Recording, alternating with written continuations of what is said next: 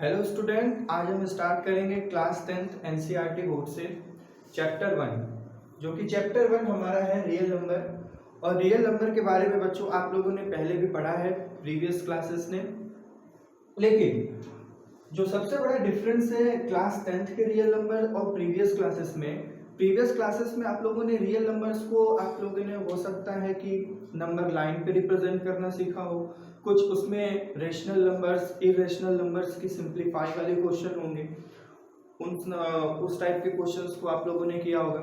लेकिन यहाँ पे रियल नंबर्स कुछ अलग तरीके से आपको पढ़ना है। यहाँ पे रियल नंबर्स के लिए हम लोगों को कुछ मेथड पढ़ने हैं, जिसमें हमारा सबसे पहला मेथड है यूक्लिड एल्गोरिदम मेथड।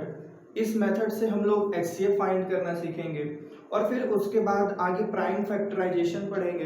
तो इस तरह से करके अलग अलग कई स्टेप्स में हम लोग रियल नंबर्स को कंप्लीट करेंगे। तो आज हम लोग स्टार्ट करेंगे एक्सरसाइज 1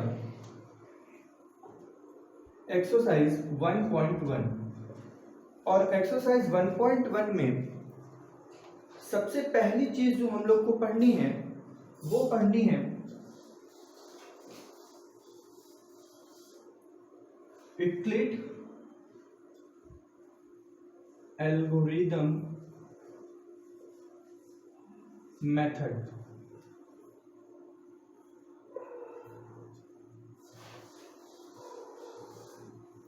इस मेथड को बच्चों आप लोग बहुत ध्यान से समझिएगा, क्योंकि इस मेथड से रिलेटेड क्वेश्चन डायरेक्टली एग्जाम में आपके पूछे जाएंगे। और यूक्लिड एल्गोरिदम मेथड को समझने के लिए आप लोगों को थोड़ा सा डिवीजन, डिविडेंड, क्वोशिएंट और रिमाइंडर के बारे में पता होना चाहिए।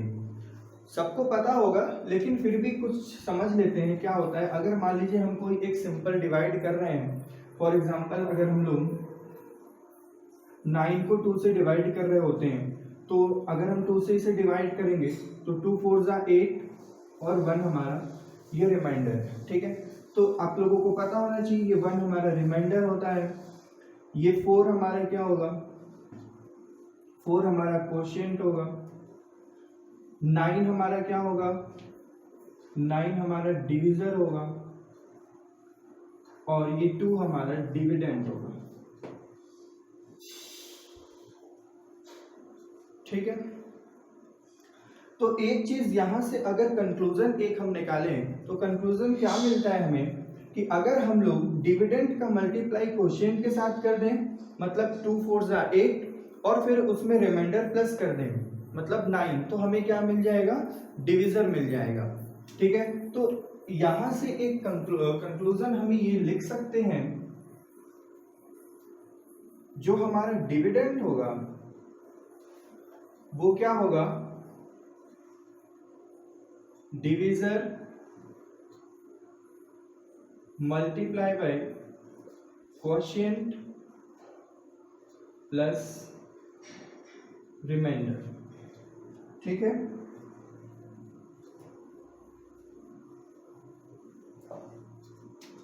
ये कंक्लूजन हमारे पास पहले से ही था।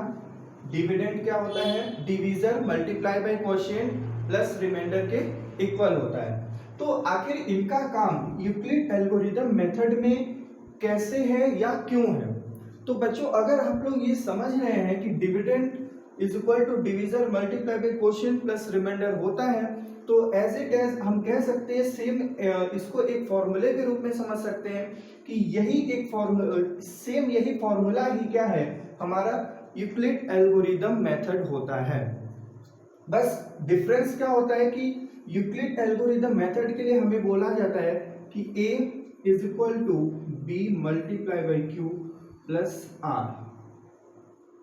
यहां पे क्या होता है कि a और b हमारे क्या होते हैं, दो अलग अलग नंबर्स होते हैं।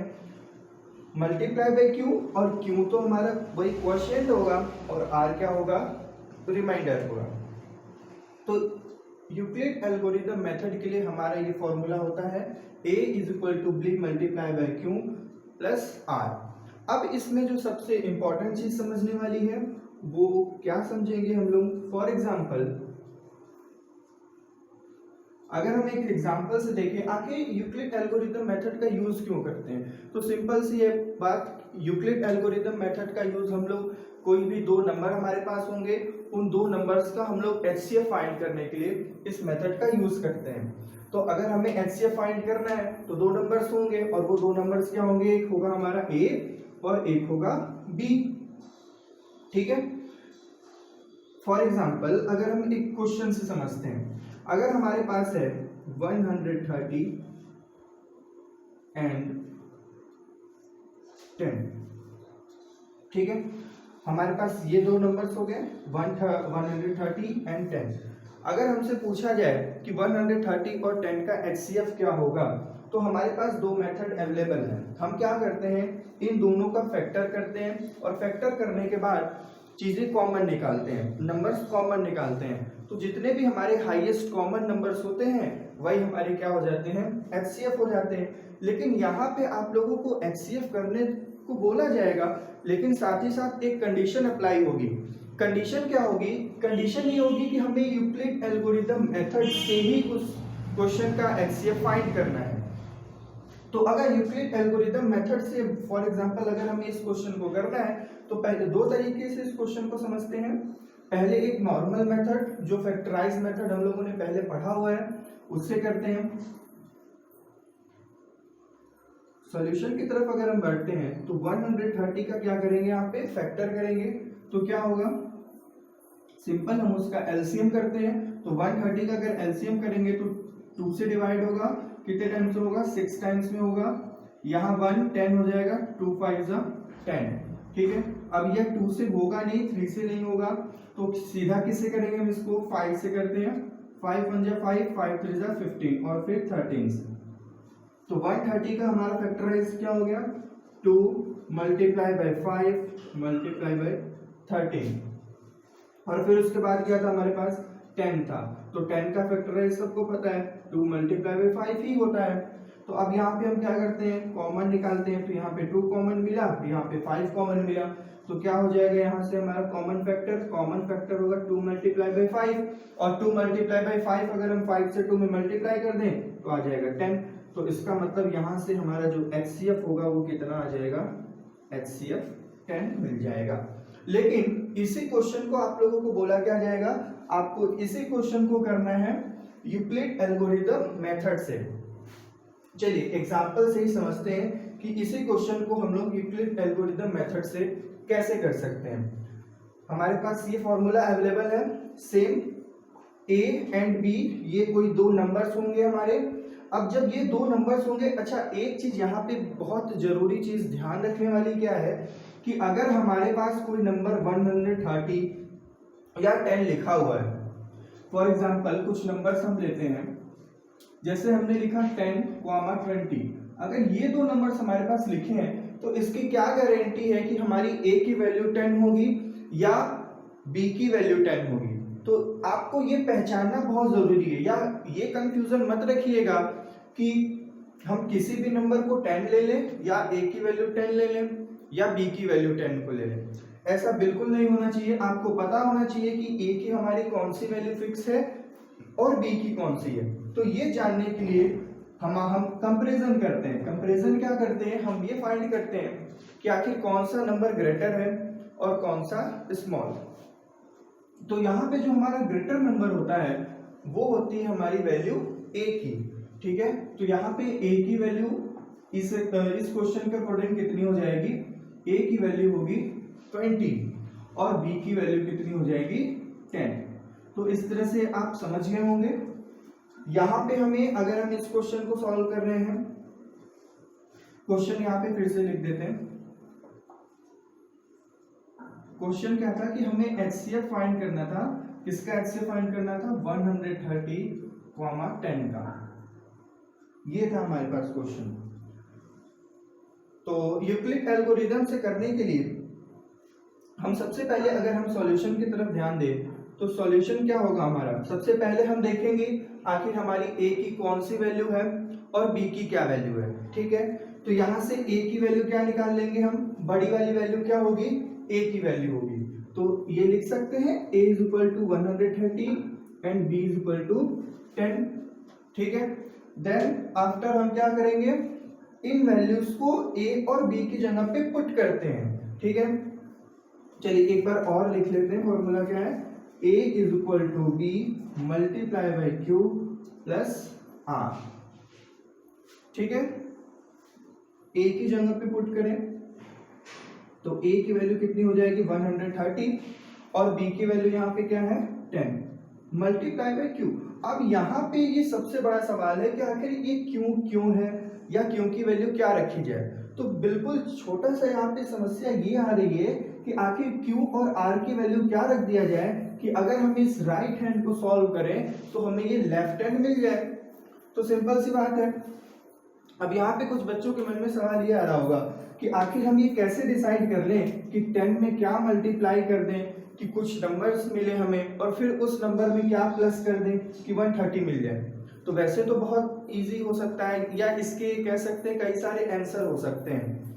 अगर हम 10 में कुछ बच्चे 1 का मल्टीप्लाई कर दें तो हो जाएगा 10 और फिर बोल दें उसमें 120 प्लस कर दें। क्या ये सही होगा? अब आप यहाँ पे जब देखो तो ये क्यू है मतलब क्वोशिएंट और ये रिमाइंडर।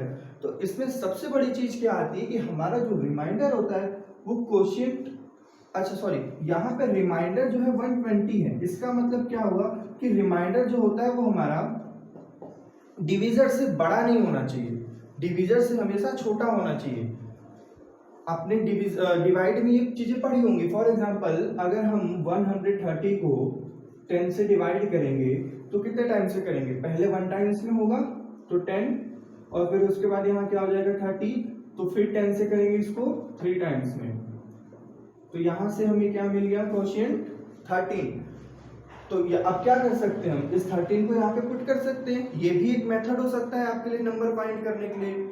अगर आप डायरेक्टली नहीं समझ पा रहे हो कि Q की वैल्यू क्या रखें या R की वैल्यू क्या रखें तो आप सिंपल एक काम करो कि जो B की वैल्यू है उसको A से डिवाइड कर दो।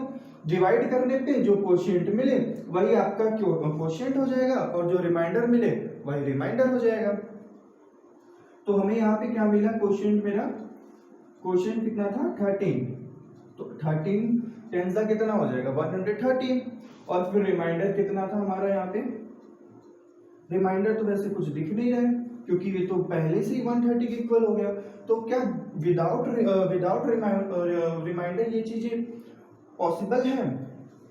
नहीं। यहाँ पे दरअसल जो हमारा रिमाइंडर था वो 0 था, क्योंकि अगर हम इन नंबर b को q के साथ मल्टीप्लाई कर रहे हैं तो मल्टीप्लाई करने पे अगर हमें डायरेक्ट वो नंबर मिल रहा है तो इसका मतलब ये है कि यहाँ पे रिमाइंडर क्या था 0 था। और ये चीजें आपको हमेशा याद रखनी है जब भी आप यूक्लिड एल्गोरिथम मेथड सॉल्व कर रहे हैं तो आप तब तक इसको सॉल्व करेंगे जब तक कि रिमाइंडर 0 ना हो जाए। ये बहुत ही छोटा और इजी एग्जांपल था जिसमें पहले स्टेप में ये 0 आ गया। अब पहले स्टेप से एक सवाल यहाँ पे ये उठता है कि आखिर इसमें क्या नेक्स्ट स्टेप क्या होगा, या नेक्स्ट स्टेप हो सकता है या नहीं हो सकता है। तो एक चीज आप याद रखें, हम यूक्लिड एल्गोरिथम के स्टेप्स को तब तक सॉल्व करते हैं जब तक रिमाइंडर हमारा 0 ना हो जाए। और ये ऐसा होता कब है हम एक एग्जांपल में अभी समझेंगे। और उस केस में बाद में चेंजेस कुछ होती हैं। क्या होती है कि जो हमारा डिवीजर होता है, जैसे यहाँ पे अगर हमने इसको सॉल्व किया तो डिवीजर यहाँ पे 10 हो गया, तो जब नेक्स्ट स्टेप में जाएंगे तो डिवीजर हमारा क्या हो जाता है? डिविडेंड हो जाता है।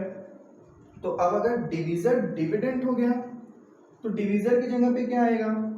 तो डिवीजर की जगह पे हमारा क्या आ जाता है? क्वोशिएंट आ जाता है। ठीक है, ऐसी चीजें सॉल्व होंगी।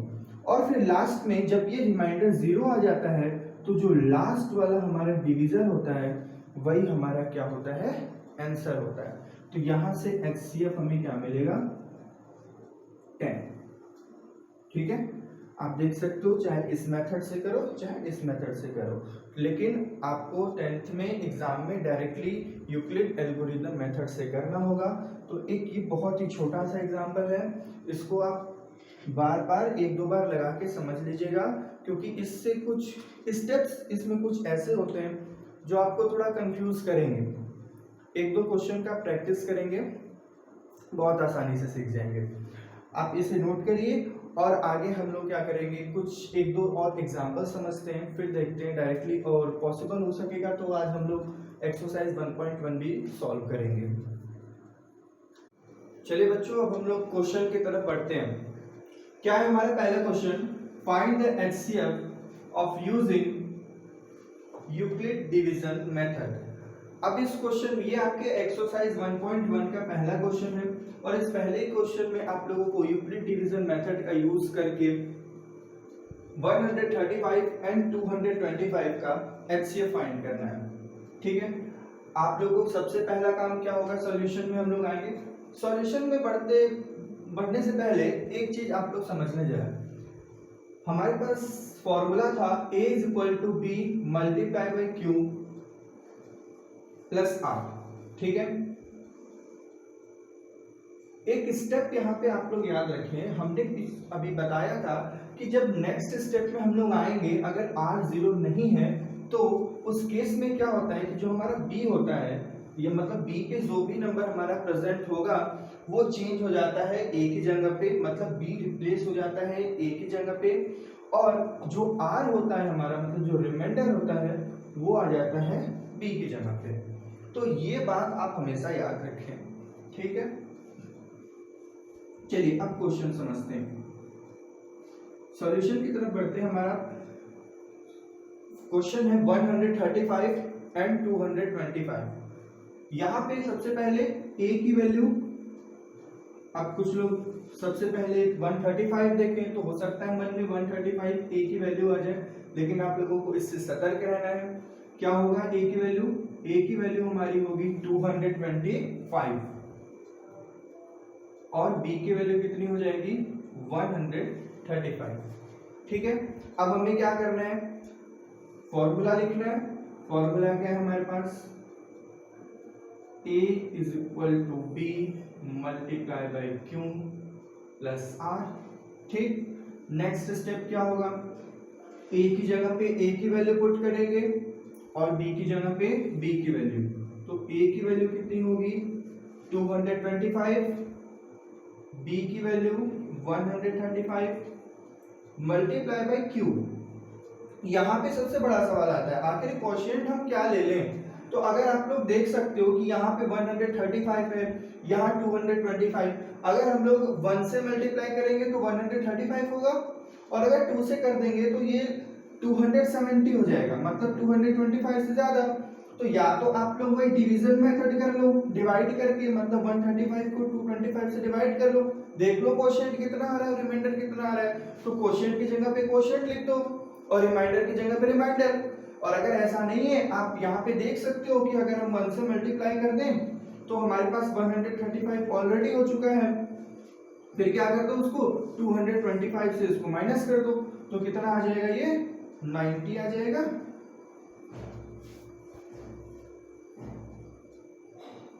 आगे चलते हैं बच्चों। अब यहाँ पे एक चीज जो बहुत जरूरी है, यहाँ पे हम यहाँ पे ट्रांसफर करना है। मतलब क्या करना है? यहाँ पे देखो r तो 0 आया नहीं, अब अगर r 0 नहीं आया तो इस केस में हम क्या करते हैं? b को ट्रांसफर करते हैं a की जगह पे। मतलब क्या होता है कि 135 यहाँ आ गया तो b की वैल्यू क्या हो जाएगी? ये रिप्लेस हो जाएगी r से, तो r कहाँ चला जाएगा? b के पास, और r की वैल्यू क्या थी यहाँ पे? 90, तो 90 आ जाएगा यहाँ पे।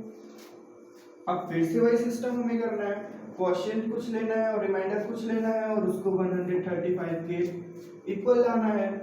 तो अब 90 है तो यहाँ पे भी वही चीज हमें दिख रही है, अगर हम 2 से मल्टीप्लाई कर दें तो 180 हो जाना है, तो इसका मतलब 1 से मल्टीप्लाई करेंगे, और अगर इसको 1 से मल्टीप्लाई करेंगे तो 90, और फिर रिमाइंडर कितना हो जाएगा? 45। ये स्टेप समझना बहुत जरूरी था, आखिर ये किस तरह से चीजें ट्रांसफर हो रही हैं, यहाँ पे बहुत ध्यान से समझिएगा। चलिए एक स्टेप और है, फिर क्या करेंगे? 90 फिर ट्रांसफर होगा, तो 90 यहाँ आ गया और 45 इधर आएगा, तो ये कितना हो जाएगा? 45 मल्टीप्लाई बाई, अब देखो यहाँ पे दिख रहा है ना 45 2 90 होता है, तो क्वोशिएंट क्या लेंगे हम? 2 लेंगे। तो अगर हमारा जब हम लोग डिवीजर और क्वोशिएंट का मल्टीप्लाई कर दिए और वो डिविडेंड के इक्वल आ गया, तो इसका मतलब रिमाइंडर कितना हो जाएगा? और 0। तो हमें यहाँ तक पहुंचना था, हमें कहाँ तक पहुंचना था? कि रिमाइंडर जब तक हमारा 0 ना हो जाए, और जैसे ही हमारा रिमाइंडर 0 हो जाएगा हमें हमारा आंसर क्या मिल जाएगा। और याद रहे आंसर हमारा क्या होता है, लास्ट स्टेप में जो हमारा डिवीजर होता है, या कह सकते हो जो b की वैल्यू होती है, वही हमारा HCF होता है। तो हम ये लिख सकते हैं ना, HCF of 135 comma 225 is equal to 45। मतलब यही वो हाईएस्ट कॉमन नंबर है जो इन दोनों नंबर्स को डिवाइड कर सकता है। अब आप इस क्वेश्चन को चाहो तो आप नॉर्मल मेथड, मतलब जो फैक्टराइजेशन मेथड आप लोगों ने पिछले क्लासेस में पढ़ा है, उससे भी करके देख लेना, एक बार प्रैक्टिस होगी आपकी। ठीक है, इस क्वेश्चन को करिए। और ये फर्स्ट क्वेश्चन का फर्स्ट था। अब हम इसमें 3 क्वेश्चन थे, फर्स्ट मैंने बताया अभी 2 और हैं, तो चलिए उनकी तरफ बढ़ते हैं हम लोग। चलिए बच्चों देखते हैं हमारा दूसरा क्वेश्चन क्या है। तो दूसरा क्वेश्चन हमारा है 196 एंड 38,220। ठीक है, अब इस क्वेश्चन को सेम क्वेश्चन है, फर्स्ट क्वेश्चन का सेकंड है ये, तो इसमें भी हमें यूक्लिड डिवीजन मेथड से ही करना है। तो अगर हमें यूक्लिड डिवीजन मेथड से करना है तो सिंपली हमें स्टेप्स फॉलो करने हैं। पहला स्टेप क्या होगा हमारा सॉल्यूशन में, तो पहला स्टेप है हमारा, हम फॉर्मूला लिखते हैं, सॉरी पहला स्टेप हम फाइंड करेंगे आखिर हमारा a और b की वैल्यू क्या है। ठीक है, तो यहाँ पे हमारी a की वैल्यू कितनी हो जाएगी, जो बड़ी वैल्यू वो a की वैल्यू, तो 38220, जो छोटी वैल्यू वो b की वैल्यू हो जाएगी 196। तो यहाँ से हमें a और b की वैल्यू मिल गई। ये है हमारा फर्स्ट स्टेप। सेकंड स्टेप क्या होता है, फॉर्मूला। तो फॉर्मूला क्या है हमारा, a is equal to b multiply by q plus r, ये फॉर्मूला आ गया। अब यहाँ पे a और b की वैल्यू पुट करते हैं, तो a की value 38220 is equal to 196 multiply. अब यहाँ पे जैसे पिछले क्वेश्चन में क्या था कि यहाँ पे 90 था, यहाँ 45 था, तो हम लोग 2 से मल्टीप्लाई कर लेते हैं क्योंकि हमें बहुत इजी लग रहा था, क्योंकि 45 2 * 90 ये हमें पता होता है जनरली। लेकिन यहाँ पे 196 है, तो हम ऐसे मतलब नहीं अंदाजा लगा सकते हैं। तो इस केस में हम क्या करेंगे कि 196 से 38,220 को डिवाइड कर लेते हैं, तो हमें क्वोशिएंट और रिमाइंडर दोनों एक साथ पता चल जाएगा। तो क्या है हमारा 38,220, और इसको 196 से डिवाइड करते हैं, तो क्या 2 टाइम्स में हो रहा है क्या, चलिए देखते हैं। 6 2 * 12, 1 कैरी, 2 9 * 18, 119, मतलब ये ज्यादा हो जा रहा है। तो अगर ये ज्यादा हो रहा है तो इसको 1 टाइम में करते हैं, तो ये क्या हो जाएगा 196। अब 12 से 6 को माइनस करते हैं तो 6, फिर यहाँ पे 7, और 17 - 9 कितना हो जाएगा 8, और 2 - 1 होगा। ठीक है, अब क्या करेंगे 2 को नीचे करते हैं। अब यहाँ पे क्या है 196, यहाँ पे 1862, तो ऑलमोस्ट ये देखा जाए तो ये शायद 9 टाइम्स में हो सकता है, क्योंकि 196 टेंजा होगा 1916। तो क्या हम इसको चेक करते हैं, क्या 9 टाइम्स में ये हो सकता है। 196 मल्टीप्लाई बाय 9, 9 6 * 54, 5 9 9 * 81, 81 and 5 86, तो 8 कैरी, 9 1 * 9 and 9 8 17, तो 1764। अब इसको माइनस कर लेते हैं, तो 12 - 4 8 होगा, 15 - 6 9, 7 तो 7 से कैंसिल, और 1 से कैंसिल हो जाएगा। फिर यहाँ पे आ गया 0। आप चेक करते हैं, ये 980 दिख रहा है, तो मतलब ऑलमोस्ट ये 1000 के इक्वल है। तो अगर ये 1000 के इक्वल है तो क्या इसको हम 5 टाइम्स कर सकते हैं। अच्छा, इसे कितने टाइम्स ले गए थे 9 टाइम्स।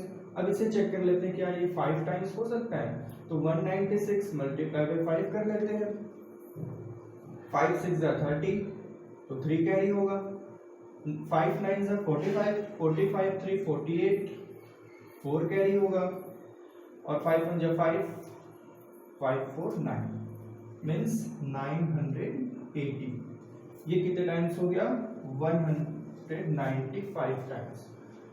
तो यहाँ पे तो ये बिल्कुल इजी हो गया, क्योंकि यहाँ पे रिमाइंडर हमें कुछ मिला ही नहीं, और रिमाइंडर अगर कुछ नहीं मिला तो ये पहले स्टेप में ही ये सॉल्व हो गया। मतलब यहाँ पे हम क्या करेंगे, 196 को 195 से मल्टीप्लाई करेंगे, और मल्टीप्लाई करने के बाद इसमें रिमाइंडर क्या है? 0।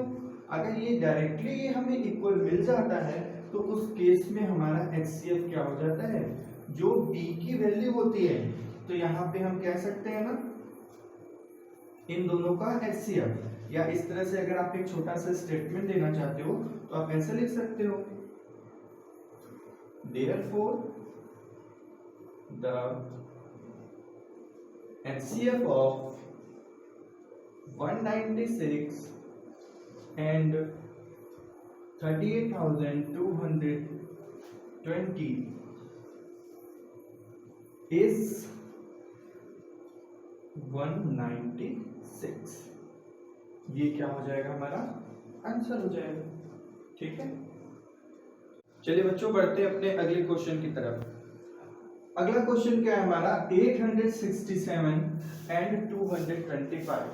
ठीक है, चलिए सॉल्यूशन में आते हैं डायरेक्टली। बेसिक चीजें थोड़ी बहुत आप लोगों ने पिछले 1-2 क्वेश्चन में सीख चुका है, अब थोड़ा जल्दी जल्दी चलते हैं हम लोग। सॉल्यूशन क्या था हमारा? फर्स्ट स्टेप, a की वैल्यू जो बिगर होगी मतलब 867 और b की कितनी हो जाएगी?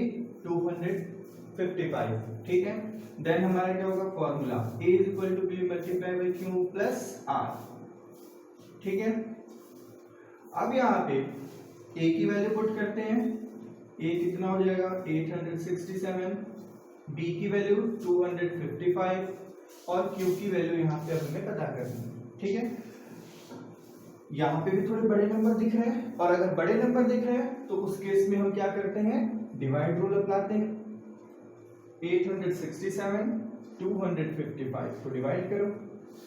अगर यहाँ पे 4 टाइम्स करेंगे तो 8 तो होता दिख रहा है, लेकिन ये 55 4 जा थोड़ा 67 से बहुत ज्यादा हो जाएगा, तो इसका मतलब हम यहाँ पे 3 टाइम्स इसको ट्राई करें। ठीक है, 3 5 जा 15 1 कैरी, 3 5 जा 15 1 16 1 कैरी, और 3 2 जा 6 1 7। अब 7 से 5 माइनस कर दो 2, यहाँ 0 और 1। तो यहाँ पे क्या मिला हमें? क्वोशिएंट 3 मिल गया और रिमाइंडर 102। तो पुट कर देते हैं, क्वोशिएंट 3 हो जाएगा और रिमाइंडर 102। अब नेक्स्ट स्टेप हमने क्या बताया था? याद करिए, यहाँ पे हमने लिखा था a = b multiply by q plus r। क्या होता है? b ट्रांसफर होता है a के पास और r आ जाता है b के पास। तो इस केस में क्या करेंगे? 225 ट्रांसफर करेंगे, 102 b की वैल्यू हो जाएगी, और फिर से यहाँ पे q को पता करना है हमें, तो फिर से 102। अब ये तो थोड़ा सिंपल दिख रहा है, यहाँ पे हम अप्लाई कर सकते हैं ना, 102 2 जा 204 और 204 को इससे माइनस कर लेते हैं, तो 55 में से 4 माइनस कर दीजिए, तो कितना हो जाएगा? ये 51। तो यहाँ से हमें रिमाइंडर क्या मिल गया? 51। अब फिर से अभी हमारा रिमाइंडर 0 नहीं हुआ, तो अगर 0 नहीं हुआ है तो इसका मतलब हमें स्टेप्स को और आगे फॉलो करना है, और तब तक करना है जब तक कि रिमाइंडर 0 ना हो जाए। तो क्या करेंगे? 102 ट्रांसफर करेंगे यहाँ पे, और फिर क्या होगा? यहाँ 51, और 51 में हम किससे मल्टीप्लाई करते हैं? 2 से मल्टीप्लाई करते हैं, प्लस 0, तो 51 2 जा 102। तो यहाँ पे जो b की वैल्यू होगी वो b की वैल्यू ही हमारी क्या होती है? HCF। तो यहाँ से हमारा आंसर क्या मिलेगा? Therefore the HCF of 867 and 255 is 51। ये हमारा क्या हो जाएगा? आंसर हो जाएगा। ठीक है बच्चों, आगे के जो क्वेश्चंस हैं वो हम लोग अपने अगले पार्ट में कवर करेंगे, क्योंकि वीडियो थोड़ी लंबी हो रही थी, इस वजह से यहाँ पे अब हम रोक रहे हैं। तो मिलते हैं अगले पार्ट में। बाकी जितने भी क्वेश्चन बचे हुए हैं, इसमें 5 क्वेश्चन थे, जिसमें पहले में 3 क्वेश्चन थे, ये तीनों क्वेश्चन हमने आपको करा दिए हैं। बचे 4 क्वेश्चन हम लोग अगले पार्ट में कवर करेंगे, और साथ ही साथ हम लोग 1.2 एक्सरसाइज भी उसमें कवर करने की कोशिश करेंगे। ठीक है।